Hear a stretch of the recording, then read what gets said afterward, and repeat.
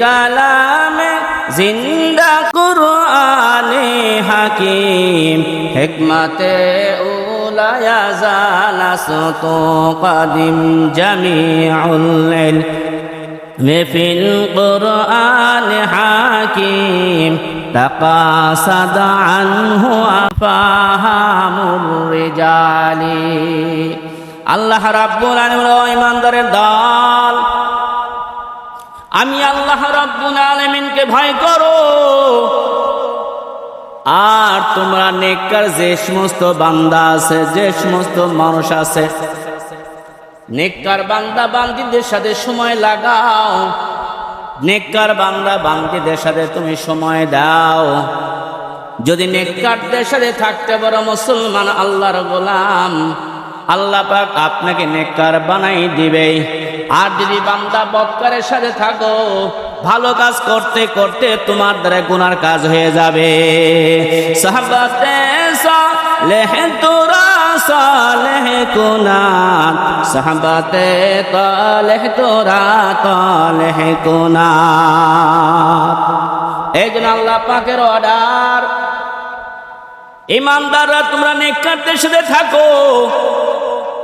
যদি তোমরা নেককারদের সাথে থাকতে পারো, আমি আল্লাহ তোমাকে বদকার থেকে উঠাই এনে নেককারদের কাতারে শামিল করে দিব, দাঁড় করায় দিব। আল্লাহ পাক বিভিন্ন মাধ্যমে মানুষকে নিয়ে আল্লাহ পাকের নিকটবর্তী করে নেয়। এমন একজন বান্দা আগে নেককার ছিল না, কিন্তু আল্লাহ পাক তাকে বিশ্ববিখ্যাত ওলি বানিয়ে দিয়েছেন। যুবক মানুষ, যুবকের তাড়নায় নিশার জগতে হাবুডুবু খাইতেছে, নিশার জগতে পড়ে গেল। নিশা করতে করতে জীবনটা শেষ প্রান্তে পৌঁছে দিল। মিশরে হাবি, বিশরে হাবি, বিশরে হাবি যখন নিশার তাড়নায় চলতেছে চলতেছে, শরাবখানে যাইতেছে, জামানা দিয়েছে, উন্মাদনা হয়ে গেছে। বিশরে হাফি প্রতি মধ্যে একটি কাগজ দেখতে পান। কাগজ তিনি বুঝছেন না, দেখে একটি আরবি লেখা। ধমকে দাঁড়িয়ে গেল, এটা না দেখতে পাচ্ছি আমার রবের কালামের সাথে মিল, কোরআনের সাথে মিল। লেখাটা দেখতে মনে হয় আরবি লেখা। বিশরে হাফি বুঝতো না এখানে কোন লেখা আছে, তাড়াতাড়ি উঠায় নিলেন, চুমা খাইলেন। আল্লাহ পাকের কিতাবের সাথে কি কাগজটি মিলে যায়, সঙ্গে সঙ্গে সুন্দর করে ধুইলেন, বুকের সাথে মুছলেন, বাড়িতে নিয়ে গেলেন, মাকে ডাকলো, মা একটা কাগজ পেয়েছি, দেখার মধ্যে আরবি লেখা দেখা যায়। মা দেখতে পান শুধু আরবি লেখা নয়, তার মধ্যে লেখা ছিল বিসমিল্লাহির রহমানির রহিম। সন্তান ডাকলো, মা এই কাগজটা আমি কোথায় রাখবো? মা বললেন, সন্তানদের একটি ভালো জায়গায় আল্লাহ পাকের নামটা রেখে দাও। এবার সন্তান সুন্দর করে পরিষ্কার করে আতর লাগাইয়া একটু উঁচু জায়গায় রেখে দিলেন। কিন্তু শরাবের নেশা এখনো তার যায় নাই। শরাবের নেশা, নেশায় চলে গেলেন শরাবখানার মধ্যে। শরাব পান করার পরে বান্দা আল্লাহ পাকের এত প্রিয় বান্দা, কিন্তু নেশার জগতে ডুবে গেছেন। আল্লাহ পাক ইলহাম করলেন হযরতে হাসানে বসরি রহমাতুল্লাহি আলাইকে।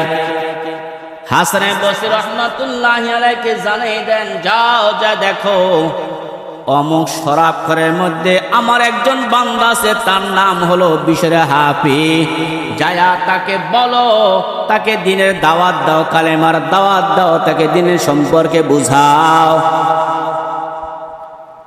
হযরতে হাসান বসরি রহমাতুল্লাহি আলাই গভীর রজনী সমস্ত শরাব করলা শরাবের নেশায় মাতাল হয়ে পড়ে আছে। এমন সময় দেখে গভীর রজনীতে বিশ্ববিখ্যাত আল্লাহর ওলি হাসানে বসরি রহমাতুল্লাহি আলাইহি শরাব করে গেটের সামনে হাজির। এলাকার মধ্যে খবর হয়ে গেছে, কি ব্যাপার, এত বড় আল্লাহর ওলি সে কেমন করে আবার শরাব করে সামনে সে হাজির হয়ে গেল। দেখবেন অনেক সময় মানুষটা যতই খারাপ হোক, যদি সে সিগারেট খায়, বিড়ি খায়, নামাজ পড়ে না, কিন্তু কোন সময় দেখা যায় যখন আলেম ওলামা সামনে পড়ে, ওলামায়ে কেরাম সামনে আসে, মুরব্বীরা সামনে আসে, দাড়ি পাকা চুল পোকা মানুষ যখন সামনে আসে, আস্তে করে সিগারেটটা ফেলে দেয়, বিড়িটা ছেড়ে দিয়ে আস্তে করে সালাম দিয়া নিজেকে ছোট মনে করে সামনে দিয়ে যান, হুজুর আগায় যান। এমন মানুষ বাংলার জমিনে আছে না নাই? আবার কিছু এমন বদমাইশ আছে, অন্য সময় যাই করুক আর না করুক, হুজুর দেখলে তাদের মাথায় কিছু চুলকানে শুরু করে, বিভিন্ন মন্তব্য করে।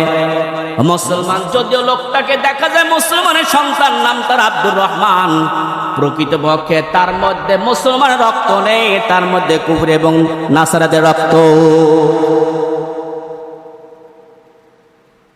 এই জন্য চিন্তা করতে হবে, বিশ্বের হাফিজ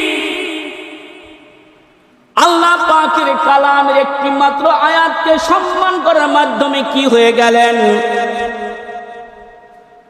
এলাকার সবচেয়ে বড় হুজুর। এবার যখন শরাব করে সামনে, শরাবখানার সামনে হাজির হয়ে গেল, দৌড়ে কিছু লোক আসলো, হুজুর এত রাত্রি কি মনে করে আসলেন? হযরতে হাসানে বসরি রহমাতুল্লাহি আলাইহি বললেন, শুনছি এখানে নাকি বিষর আসে, বিষর। হ্যাঁ হুজুর আছে তো। তাকে একটু ডাক দাও, মদের নেশায় অস্থির হয়ে আছে, তার যখন সেন্স ফিরবে তাকে বলো যে আমার কথা আমি এসেছি, তাকে একটু জানতে চাই, দেখতে চাই। তাড়াতাড়ি করে গেলে, তাড়াতাড়ি করে সেখানে পৌঁছে একজন ডাকে, ও তাড়াতাড়ি উঠ, এলাকার সবচাইতে বড় হুজুর তোর জন্য অপেক্ষা করতেছি। শোনার সঙ্গে সঙ্গে লাফ দিয়ে উঠছে, কি বলেন? তাড়াতাড়ি করে ফ্রেশ হইয়া হুজুরের সামনে গিয়ে সালাম দিলেন, হুজুর কি মনে করে আসলেন? আসার পরে বলছে, বাবা তুমি একটু বলো দেখি, তোমার জিন্দেগিতে এমন কোন নেক কাজ করেছো, আমাকে একটু বলো দেখে। বিশ্বর বলছে, না হুজুর আমার জিন্দেগিতে কোনো নেক কাজ নাই, আমি তো শুধু গুনার কাজে লিপ্ত থাকি, গুনাই হলো আমার পেশা। না বলো দেখি। এমন সময় বিশ্বর বলতে, হুজুর আমার জিন্দেগিতে তেমন কোনো বড় আমল নাই, তবে আজকে যখন আমি শরাবখানায় আসতেছিলাম, রাস্তার মধ্যে একটি কাগজ দেখতে পেয়েছি, কাগজের মধ্যে একটি আরবি লেখা পাইলাম, আমি তাড়াতাড়ি উঠাইলাম, উঠানোর পরে আমি সুন্দর করে কাগজটাকে পরিষ্কার করে বুকের সাথে লাগাইয়া চুমু খাইয়া কাগজটা বাড়িতে রাখলাম। হাসানে বসরি রহমাতুল্লাহি আলাইহি বললেন, বাবা চলো যাই দেখি সেই কোনটি কাগজ। এবার যখন বিশ্বরকে নিয়ে হাসানে বসরি রহমাতুল্লাহি আলাইহি বাড়িতে গেলেন, যাওয়ার পরে কি দেখতে পেলেন? শুধু কাগজ নয়, তার মধ্যে আল্লাহ পাকের জাতি নামগুলো রয়ে গেছে। আল্লাহ আল্লাহ তু মেরা মাবুদ হায়, আল্লাহ আল্লাহ তু মেরা মাশুক হায়। এরা কথা বলতেই বিশ্বের হাফেজ সুন্দর করে, হুজুর আমার জীবন তো ভুল হয়ে গেছে, আপনি যেহেতু আমার বাড়িতে এসে উপস্থিত, আর দেরি করতে চাই না হুজুর, আমাকে একটু তওবা করায় দেন। আমার জীবনটা আমি পরিবর্তন করতে চাই। এবার আল্লাহর বান্দা বিশর এমন করে তওবা করলেন, আর জীবনে গুনার দিয়ে অগ্রসর হলেন না। আল্লাহ পাক নিয়ে তওবা করলেন, মারিফতের দরজায় পৌঁছে গেলেন।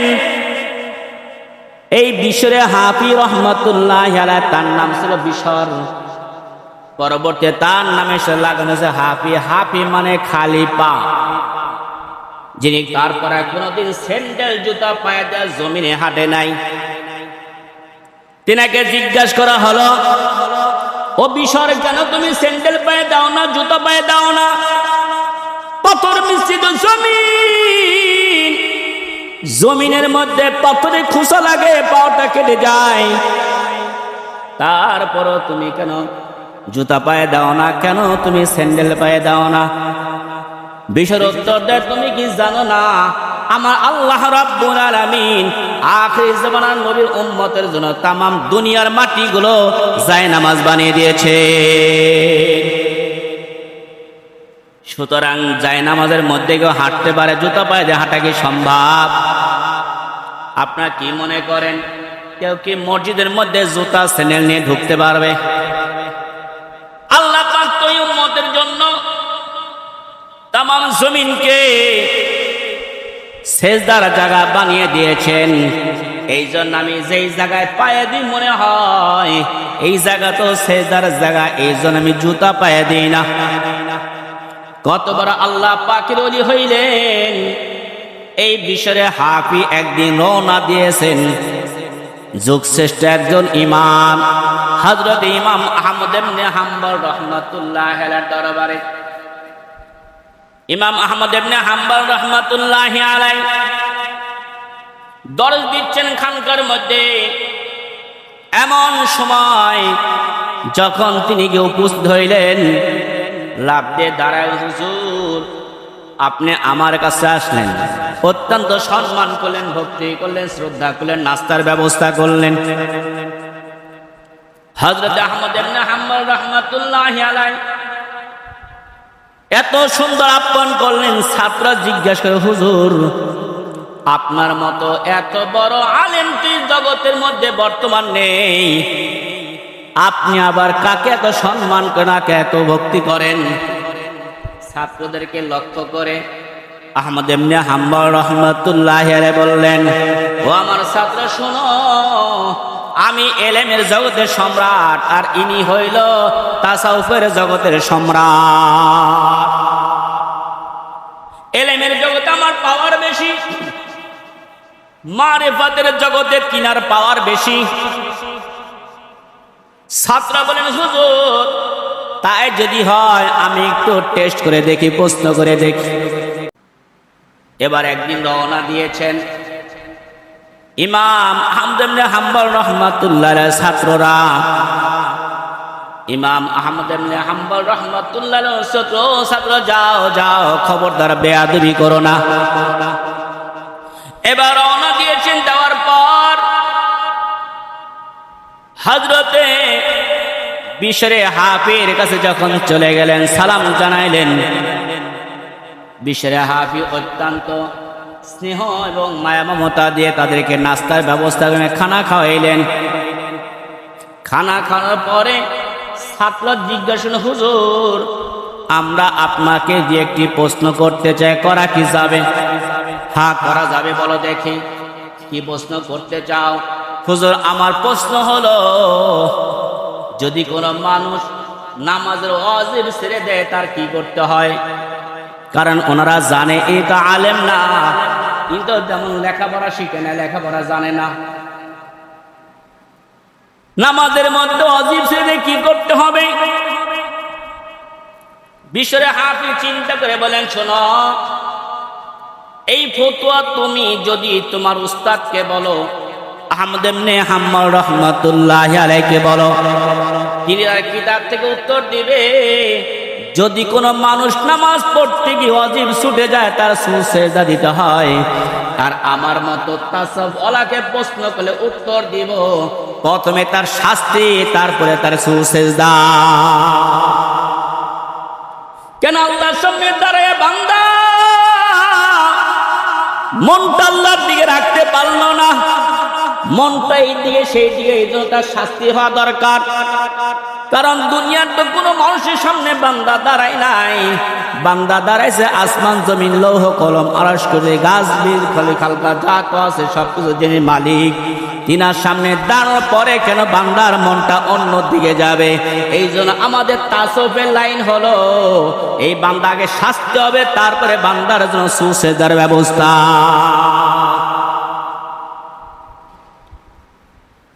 প্রশ্ন করা হলো, হুজুর মানুষ যদি নিসাব পরিমাণ মালের মালিক হয় তাহলে তো যাকাত দিতে হয়। হ্যাঁ, যাকাত দিতে হয়। হুজুর কি পরিমাণ যাকাত দিতে হবে?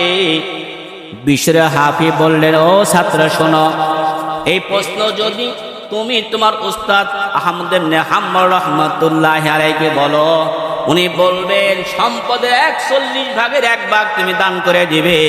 আর আমার মতো তাসওফলাকে যদি জিজ্ঞাসা করতে চাও, আমি উত্তর দিব আল্লাহর জন্য সব সম্পদগুলো বিলীন করে দিতে হবে। হর কে দারাত খাউফে হাকদার দিল মুদাম জান্নাতুল মাওয়াদি হাদুরা মাকাম জুজবাহ কচে যে মাখা আজ ইনসেরা ফজলে ও আমস্তে দর জুমলা জাহা। বিশের হাবি কতবে আল্লাহর ওলি হয়ে গেলেন।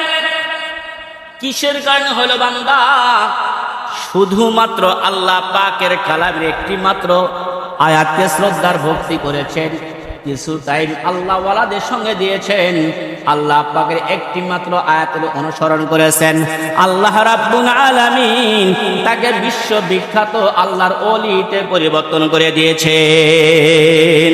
হর কে দারাত খাউফে হাকদার দিল মুদাম জান্নাতুল মাওয়াদি হাদুরা মাকাম। এজন্য আল্লাহ পাকের সম্পর্ক আমাদের করতে হবে কি হবে না? করতে হবে কি হবে না? কোরআনের সাথে সম্পর্ক রাখার দরকার আছে না নাই? আমরা জানেন, আমি গত 3 বছর আগে হয়তো বয়ানটা দিয়েছিলাম হযরত সুলতান মাহমুদ গাজনবী রহমাতুল্লাহি আলাইহি সম্পর্কে। তিনার সম্পর্কে একটা ওনার ছেলে সম্পর্কে বলেছিলাম, ওনার কেমন অবস্থা ছিল। হযরতে সুলতান মাহমুদ গাজনবী রহমাতুল্লাহি আলাইহি তিনি ছিলেন গাজনবী দেশের সম্রাট বাদশাহ। তিনি একদিন এক জায়গায় মেহমান হলেন। মেহমান তিনাকে থাকতেন একটি ছোট্ট ঘরে। যখন ঘরের মধ্যে শুইতে যাবে, শোয়ার জন্য যখন রেডি হয়েছে, হঠাৎ করে দেখে তাকের উপরে একটি কোরআন শরীফ রয়ে গেছে। কোরআনটা পিছনের দিকে থেকে যায়। চিন্তা করলেন যে ঘরে আমি থাকবো আর কোরআন থাকবে, কোরআনটা সরিয়ে অন্য ঘরে দিয়ে আসি। এই চিন্তা করে যখন রওনা দেয়, হঠাৎ মনে হলো না না, আমি ভালো ঘরে থাকবো, আর আমরা আল্লাহ পাকের কালাম একটি নোংরা ঘরে, পরিত্যক্ত ঘরে রেখে আসবো, এটা কখনো সম্ভব হতে পারে না। হযরতে সুলতান মাহমুদ গাজনবী রহমাতুল্লাহি আলাইহি কি করলেন? সুলতান মাহমুদ গাজনবী রহমাতুল্লাহি আলাইহি বলেন, না, আল্লাহ পাকের কালাম এখানে থাকবে। তিনি গিয়ে অন্য একটি নোংরা ঘরের মধ্যে, ছোট্ট ঘরের মধ্যে শুয়ে থাকলেন। যখন সুলতান মাহমুদ গাজনবী রহমাতুল্লাহি আলাইহি বিদায় নিয়ে গেলেন, দুনিয়াতে চলে গেলেন, স্বপ্ন যুগে তিনাকে প্রশ্ন, সুলতান মাহমুদ তুমি কি অবস্থায় আছো? তোমার হালত কি? আল্লাহ পাকের পক্ষ থেকে তুমি কি পেয়েছো? সুলতান মাহমুদ গাজনবী রহমাতুল্লাহি বলেন, আল্লাহ রাব্বুল আলামিন আমাকে ক্ষমা করে জান্নাত দান করেছে। শুনে বলবেন না সুবহানাল্লাহ। সুলতান মাহমুদ গাজনবী রহমাতুল্লাহি বললেন, আল্লাহ পাক আমাকে ক্ষমা করে আল্লাহ পাক আমাকে জান্নাত দিয়েছেন। এবার জিজ্ঞাসা করা হলো, কিসের বিনিময়ে তুমি জান্নাত পাইলা? উত্তর দেয়, আমার জীবনে কত আমল করেছে, এই আমল আল্লাহ পাকের দরবারে একসিপ হয় নাই, কবুল হয় নাই। কিন্তু আমার জিন্দেগিতে একটি ছোট্ট আমল করেছিলাম, কোরআনকে সম্মান দেখিয়ে আমি নিজে অন্য ঘরে গিয়েছিলাম, কিন্তু আল্লাহর কোরআন তার নিজস্ব ঘরে রেখে দিয়েছিলাম। কোরআনকে সম্মান করার কারণে আল্লাহ পাক আজকে আমাকে জান্নাতুল ফেরদৌস দান করেছে। আজকে আমরা যতই দিন যাইতেছি রে মুসলমান, আমরা কোরআন থেকে ততই দূরে সরে যাচ্ছি। দিন যত যাইতেছে কোরআন থেকে আমরা দূরে সরে যাচ্ছি। দিন যত যাইতেছে আমরা আল্লাহ পাকের হুকুম থেকে ততই দূরে চলে যাচ্ছি। কিছু মানুষ প্রশ্ন করে, হুজুর এত আমল করেন কেন? আমল ছাড়া কি চলা যায় না? হুজুর দাড়ি না রাখলে কি মুসলমান হয় না? হ্যাঁ মুসলমান হয়। তাহলে দাড়ির কথা কেন বলেন? হুজুর টুপি মাথার না দিলে কি মুসলমান থাকে না? হ্যাঁ মুসলমান থাকে। হুজুর আমি চলতে ফিরতে যদি পর্দা না করি মাঝে মধ্যে মুসলমান কি থাকে না? হ্যাঁ তাও থাকে। হুজুর বিপদে পড়ে যে মিথ্যা কথা বলি মুসলমানই থাকে, তাও থাকে। হুজুর আমি চলতে ফিরতে ব্যবসা করতে গিয়ে যদি একটু কম বেশি করি তাহলে কি মুসলমান থাকে? তাও থাকে। আমি আপনাকে বলতে চাই সব কিছু বাদ দিলে যদি থাকে তাহলে আমার আপনার অবস্থা কেমন হবে? একটা ছোট্ট গল্প বলি। এক অফিসার অফিসে প্রতিদিন ডিউটি করে। আগের যত কাপড় চোপড় ছিল না, উন্নত কোনো কাপড় তেমন ছিল না, তেমন প্যান্ট এত বেশি বেশি ছিল না, জামা কাপড় বেশি বেশি ছিল না। এক অফিসার অফিস করে, একটা প্যান্ট তার নতুন বানিয়েছেন। প্যান্ট যখন দর্জির দোকান থেকে আনলেন, অনেক সময় বাড়িতেও কিন্তু আগে কাপড় চোপড় বানাইতেন। কাপড় চোপড় বানাইতে গিয়ে এত সুন্দরের দিকে তারা তাকাইতো না, কাপড় হলে যথেষ্ট ছিল। মুরব্বীরা কি গল্প তাই ছিল না? এমনও তো শুনেছি ছোট ভাইয়ের শার্ট দিয়ে বড় ভাই আত্মীয় স্বজন বেড়ায় আসছে, যদিও গায়ে হয় না। জিজ্ঞাসা করার কি ব্যাপার, এটা কেমন করে গায়ে দিয়েছিলে? উত্তর দেয়, একে জামা গায়ে দেওয়ার জন্য নিছি, কাঁধে ফালায় নিয়ে গেছি, আত্মীয় স্বজন দেখছে জামা আছে, গরমের জন্য গায়ে দেয় নেই।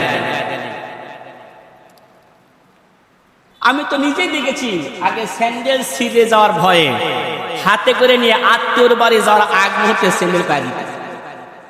এই মুরব্বীরা শুনেন না এরকম?